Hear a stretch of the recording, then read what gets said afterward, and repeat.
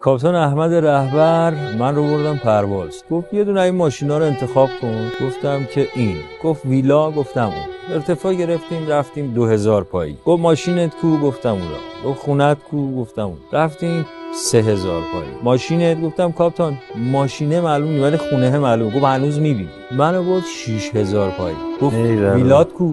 گفتم کاپیتان خود شهرک فلانم معلوم، از این ور کلاچای معلومه، از اون ور مثلا رشت معلومه. گفت آوردمت بالا که بهت نشون بدم خدا همه ما رو اینجوری میبینه، نه ماشینتو میبینه نه خونتو، روح بلند خودتو میبینه. این خانومی اومد سوار شد، بردمش بالا. همون کاری که کاپیتان رهبر با من کرد من با ایشون کردم. یه خورده من نگاه کرد، گفت چقدر ما نیستیم. چقدر میشه با خدا با این دیالوگ حرف زد؟ یه شب تا صبح میشه فقط بهش گفت خدایا چقدر ما نیستیم.